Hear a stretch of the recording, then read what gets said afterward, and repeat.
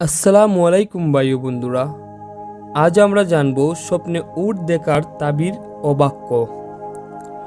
স্বপ্নের ব্যাখ্যাকারক উলামায়ে কেরামগণ বলিয়াছেন, স্বপ্নে কেহ দেখিল যে সে উটের বাতানের মালিক হইয়াছে, তাহা হইলে ইহার ফলাফল হইবে যে স্বপ্ন দর্শক সম্মানে জনগণের বিচারকে নিযুক্ত হইবে। এই প্রদেশে দীর্ঘদিন থাকিবারও সম্ভাবনা রইয়াছে।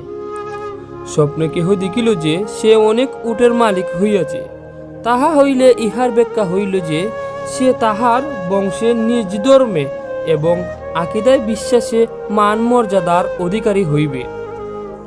এই জন্য পবিত্র কুরআনে ইরশাদ হইয়াছে, তাহারা কি উটের প্রতি লক্ষ্য করে নাই যে কিভাবে সৃষ্টি করা হইয়াছে। সূরা গাসিয়া আয়াত নম্বর 17। কেহ বলিল, আমি স্বপ্নে উট দেখিয়াছি, তাহা হইলে ইহার ফলাফল হইবে দর্শনকারী কোনো এক বিশাল কাজের দায়িত্ব গ্রহণ করিবে। এই জন্য পবিত্র কুরআনে ইরশাদ হইয়াছে, তাহারা কখনোই জান্নাতে প্রবেশ করিবে না যতক্ষণ না উট সূত্রের চিত্রপথে প্রবেশ করিবে। সূরা আরাফ আয়াত নম্বর 40। কেহ স্বপ্নে দেখিল যে সে চতুষ্পদ জন্তু যেমন মহিষ ইত্যাদি মাঠে চড়াইতেছে, তাহা হইলে ইহার ব্যাখ্যা হইল সে সামান্য ছোটখাটো লেনদেনে সহযোগিতা করিবে এবং আল্লাহর পক্ষ হইতে বড় ধরনের নিয়ামত অর্জন করিবে। এই জন্য পবিত্র কুরআনে ইরশাদ হইয়াছে, এবং তিনি চতুষ্পদ জন্তু সৃষ্টি করিয়াছেন, তোমাদের জন্য শীত নিবারক উপকরণ ও বহু উপকরণ রইয়াছে এবং উহা হইতে তোমরা আহার করিয়া থাকো। সূরা নহল আয়াত নম্বর 5। কেহ স্বপ্নে দেখিল যে শহরে শুধু উট আর উট, ইহার ফলাফল হইল দর্শিত শহরে কলেরা মহামারী ছড়িয়া পড়িবে এবং যুদ্ধ বিগ্রহের সম্ভাবনা রইয়াছে। ইমাম জাহেলি বলিয়াছেন, কেহ যদি স্বপ্নে দেখে যে সে উটের মালিক হইয়াছে, তাহা হইলে ইহার ব্যাখ্যা হইবে যে সে সম্মান ও মর্যাদার সহিত অনেক ধন সম্পদের অধিকারী হইবে। অন্য একজন ব্যাখ্যাকারক বলেন, কেহ স্বপ্নে দেখিল যে সে উটের গুস্ত খাইতেছে, তাহা হইলে ইহার ব্যাখ্যা হইবে লোকটি কঠিন পীড়ায় আক্রান্ত হইবে।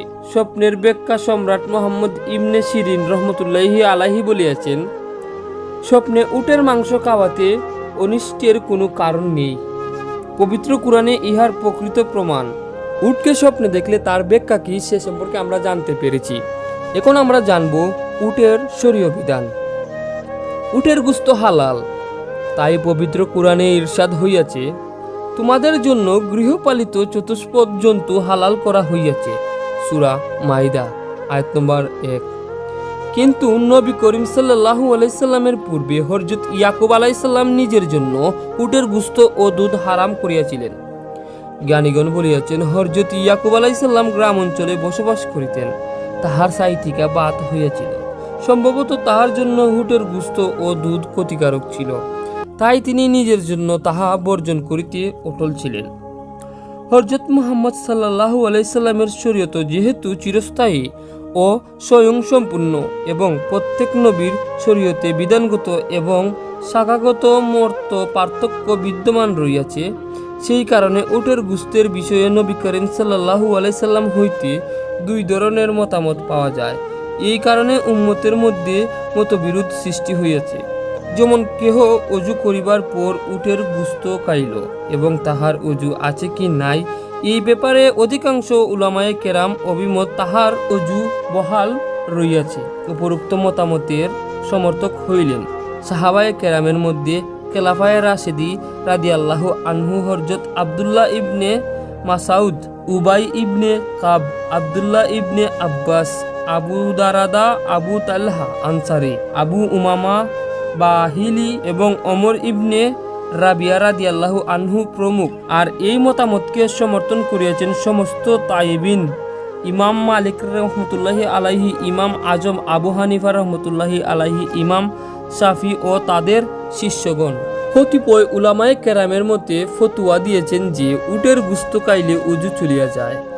এই মতের পক্ষে ইমাম আহমদ ইবনে হাম্বল, ইসহাক, ইয়াহিয়া ইবনে ইয়াহিয়া, হাফিজ ইবনে খুজাইমা এবং ইমাম শাফির ছাত্রদের মধ্যে ইমাম বাইহাকি অন্য এক বর্ণনায় ইমাম শাফি রাদিয়াল্লাহু আনহু এই মতকে সমর্থন করিয়াছেন। উটের গোস্তের ব্যাপারে ইমাম আহমদ ইবনে হাম্বল রহমতুল্লাহি আলাইহি হইতে দুই ধরনের মতামত পাওয়া যায়, জায়েজ ও না জায়েজ। কিন্তু উটের দুধের ব্যাপারেও তাহার ছাত্র হইতে দুই ধরনের অভিমত রয়েছে, পান করা এবং না করা। উটে রাখিবার স্থানে নামাজ পড়া মাকরু। বারা আ ইবনে আজিব রাদিয়াল্লাহু আনহু হইতে বর্ণিত, নবী করিম সাল্লাল্লাহু আলাইহি সাল্লামকে উটের গোশত খাওয়ার পর ওযু থাকা না থাকার ব্যাপারে জিজ্ঞাসা করা হইলে তিনি বলিলেন যে, তোমরা ওযু করিয়া লইবে। আবার ছাগলের গোশত খাইয়া ওযুর ব্যাপারে নবী করিম সাল্লাল্লাহু আলাইহি সাল্লামকে জিজ্ঞাসা করা হইলে তিনি বলিলেন, ছাগলের গোশত খাইয়া তোমরা ওযু করিবে না।